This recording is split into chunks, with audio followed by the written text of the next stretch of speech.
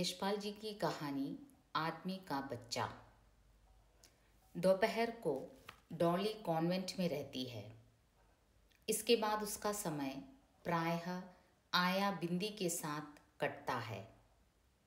मम्मा दोपहर में लंच के लिए साहब की प्रतीक्षा करती हैं। साहब जल्दी में रहते हैं।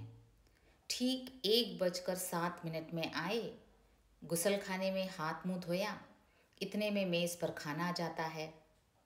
आधे घंटे में खाना समाप्त कर सिगार सुलगा साहब कार में मिल लौट जाते हैं। लंच के समय डॉली खाने के कमरे में नहीं आती, अलग खाती है। संध्या 5:30 बजे साहब मिल से लौटते हैं तो बेफिक्र रहते हैं। उस समय वे डॉली को अवश्य याद करते हैं। 5-7 मिनट उससे बात करते हैं और फिर मम्मा से बातचीत करते हुए देर तक चाय पर बैठे रहते हैं। मम्मा दोपहर या तीसरे पहर कहीं बाहर जाती है तो ठीक 5 बजे लौटकर साहब के लिए कार मिल में भेज देती है। डॉली को बुला साहब के मुआयने के लिए तैयार कर लेती है। हाथ मुंह धुलवाकर डॉली की सुनहलापन लिए काली कथई अलकों में वे अपने सामने कंघी कराती हैं। स्कूल की वर्दी की काली सफ़ेद फ्रॉक उतार कर दोपहर में जो मामूली फ्रॉक पहना दी जाती है उसे बदल नई बढ़िया फ्रॉक पहनाई जाती है। बालों में रिबन बांधा जाता है। सैंडल के पॉलिश तक पर मम्मा की नज़र जाती है। बग्गा साहब मिल में चीफ इंजीनियर हैं। विलायत पास हैं। 1200 रुपया महीना पाते हैं। जीवन से संतुष्ट हैं, परंतु अपने उत्तरदायित्व से भी बेपरवाह नहीं। बस एक ही लड़की है, डॉली। डॉली 5वें वर्ष में है। उसके बाद कोई संतान न हुई। एक ही संतान के प्रति अपना कर्तव्य पूरा कर सकने में साहब और मम्मा को पर्याप्त संतोष है। बग्गा साहब की नज़रों में संतान के प्रति उत्तरदायित्व का आदर्श ऊंचा है। वे डॉली को बेटी या बेटा समझकर संतोष किए हैं। यूनिवर्सिटी की शिक्षा तो वह पाएगी ही। इसके बाद शिक्षाक्रम पूरा करने के लिए उसका विलायत जाना भी आवश्यक और निश्चित है। संतान के प्रति शिक्षा के उत्तरदायित्व का यह आदर्श कितनी संतानों के प्रति पूरा किया जा सकता है। साहब कहते हैं, यूं कीड़े मकोड़े की तरह पैदा करके क्या फ़ायदा। मम्मा मिसेस बग्गा भी हामी भरती हैं। और क्या। डॉली डॉली डॉली मम्मा 3 दफ़े पुकार चुकी थी। चौथे दफ़े उन्होंने आया को पुकारा। कोई उत्तर ना पा वे खिसिया कर स्वयं बरामदे में निकल आई। अभी उन्हें स्वयं भी कपड़े बदलने थे। देखा, बंगले के पिछवाड़े से जहाँ धोबी और माली के क्वार्टर हैं, आया डॉली को पकड़े लिए आ रही है। मम्मा ने देखा और धक से रह गई। वे समझ गई डॉली अवश्य ही माली के घर गई होगी। 2-3 दिन पहले मालिन के बच्चा हुआ था। उसे गोद में लेने के लिए डॉली कितनी ही बार जिद कर चुकी थी। डॉली के माली की कोठरी में जाने से मम्मा भयभीत थी। धोबी के लड़के को पिछले सप्ताह खसरा निकला था। लड़की उधर जाती तो बेहुदे बच्चों के साथ शहतूत के पेड़ के नीचे धूल में से उठा उठा कर शहतूत खाती। उन्हें भय था उन बच्चों के साथ डॉली की आदतें बिगड़ जाने का। आया इन सब अपराधों का उत्तरदायित्व अपने ऊपर अनुभव कर भयभीत थी।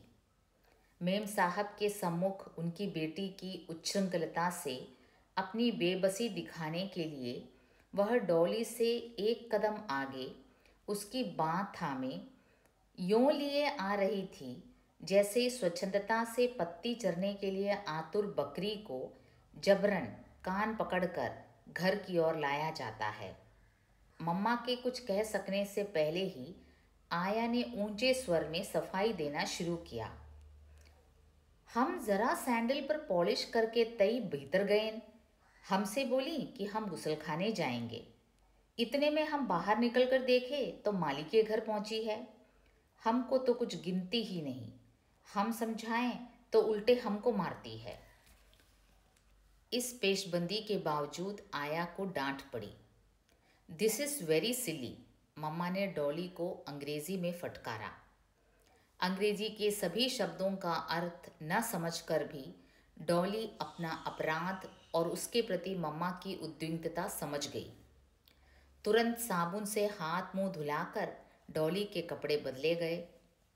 4:20 हो चुके थे, इसलिए आया जल्दी जल्दी डॉली को मोजे और सैंडल पहना रही थी और मम्मा स्वयं उसके सिर में कंघी कर उसकी लटों में पेचों को फीते से बांध रही थी। स्नेह से बेटी की अलकों को सहलाते हुए उन्हें अचानक गर्दन पर कुछ दिखाई दिया। जूं, वज्रपात हो गया। निश्चय ही जूं माली और धोबी के बच्चों की संगत का परिणाम था। आया पर एक डांट पड़ी और नोटिस दी गई कि यदि फिर डॉली आवारा गंदे बच्चों के साथ खेलती पाई गई तो वह बर्खास्त कर दी जाएगी। बेटे की यह दुर्दशा देख माँ का हृदय पिघल उठा। अंग्रेजी छोड़ वे द्रवित स्वर में अपनी ही बोली में बेटी को दुलार से समझाने लगी।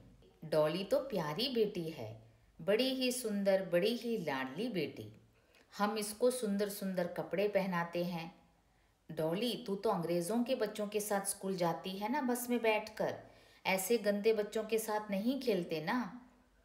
मचल कर फर्श पर पांव पटक कर डॉली ने कहा, मम्मा, हमको माली का बच्चा ला दो, हम उसे प्यार करेंगे। छी छी, मम्मा ने समझाया, वह तो कितना गंदा बच्चा है। ऐसे गंदे बच्चों के साथ खेलने से छीछी वाले हो जाते हैं। इनके साथ खेलने से जुएं पड़ जाती हैं। वे कितने गंदे हैं, काले काले, धत। हमारी डॉली कहीं काली है? आया, डॉली को खेलने के लिए मैनेजर साहब के यहाँ ले जाया करो। वहाँ यह रमन और ज्योति के साथ खेल आया करेगी। इसे शाम को कंपनी बाग ले जाना। डॉली ने माँ के गले में बाहें डाल विश्वास दिलाया कि अब वह कभी गंदे और छोटे लोगों के काले बच्चों के साथ नहीं खेलेगी। उस दिन चाय पीते पीते बग्गा साहब और मिसेस बग्गा में चर्चा होती रही कि बच्चे न जाने क्यों छोटे बच्चों से खेलना पसंद करते हैं। एक बच्चे को ही ठीक से पाल सकना मुश्किल है, जाने कैसे लोग इतने बच्चों को पालते हैं। देखो तो माली को, कंबत के 3 बच्चे पहले हैं, एक और हो गया। बग्गा साहब के यहाँ एक कुतिया विचित्र नस्ल की थी। कागजी बादाम का सा रंग, गर्दन और पूंछ पर रेशम से मुलायम और लंबे बाल, सीना चौड़ा, बाहों की कोहनियाँ बाहर को निकली हुई, पेट बिल्कुल पीठ से सटा हुआ, मुंह जैसे किसी चोट से पीछे को बैठ गया हो, आंखें गोल गोल जैसे ऊपर से रख दी गई हों। नए आने वालों की दृष्टि उसकी ओर आकर्षित हुए बिना न रहती। यही कुतिया की उपयोगिता और विशेषता थी। 250 रुपया इसी शौक का मूल्य था। कुतिया ने पिल्ले दिए। डॉली के लिए यह महान उत्सव था। वह कुतिया के पिल्लों के पास से हटना ही न चाहती थी।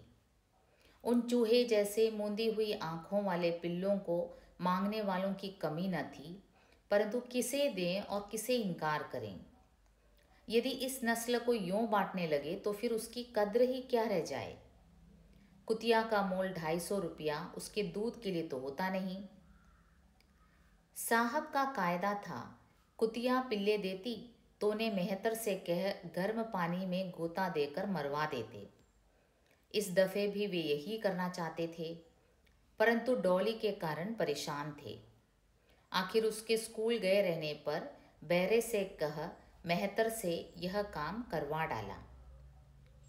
स्कूल से लौटी डॉली ने पिल्लों की खोज की। आया ने कहा, पिल्ले मैनेजर साहब के यहाँ रमन को दिखाने के लिए भेजे हैं, शाम को आ जाएंगे। मम्मा ने कहा, बेबी, पिल्ले सो रहे हैं, जब उठेंगे तो तुम उनसे खेल लेना। डॉली पिल्लों को खोजती ही फिरी। आखिर मेहतर से उसे मालूम हो गया कि वे गर्म पानी में डुबोकर मार डाले गए हैं। डॉली रो रो कर बेहाल हो रही थी। आया उसे पुचकारने के लिए कंपनी बाग ले गई। डॉली बार बार पूछ रही थी, आया, पिल्लों को गर्म पानी में डुबोकर क्यों मार दिया? आया ने समझाया, डैनी अर्थात उनका कुतिया इतने बच्चों को दूध कैसे पिलाती? वे भूख से चेऊं चेऊं कर रहे थे, इसलिए उन्हें मरवा दिया। 2 दिनों तक डैनी के पिल्लों का मातम डैनी और डॉली ने मनाया। फिर और लोगों की तरह वे भी उन्हें भूल गई। माली के नए बच्चे के रोने की कैं कैं आवाज़ आधी रात, दोपहर में, सुबह शाम किसी भी समय आने लगी। मिसेस बग्गा को यह बहुत बुरा लगता।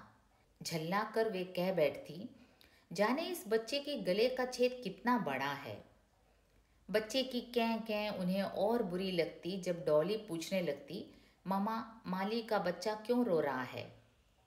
बिंदी समीप ही बैठी बोल उठी, रोएगा नहीं तो क्या, माँ के दूध ही नहीं उतरता। मम्मा और बिंदी को ध्यान ही नहीं था कि डॉली उनकी बात सुन रही है। वह बोल उठी, मम्मा, माली के बच्चे को मेहतर से गर्म पानी में डुबवा दो तो फिर नहीं रोएगा। बिंदी ने हंसकर धोती का आंचल होंठों पर रख लिया। मम्मा चौंक उठी। डॉली अपनी भोली सरल आंखों से समर्थन की आशा के लिए उनकी ओर देख रही थी। This is very silly Dolly, कभी आदमी के बच्चे के लिए ऐसा कहा जाता है? मम्मा ने गंभीरता से समझाया। परिस्थिति देख आया डॉली को बाहर घुमाने ले गई। तीसरे दिन संध्या समय डॉली मैनेजर साहब के यहाँ रमन और ज्योति के साथ खेलकर लौट रही थी।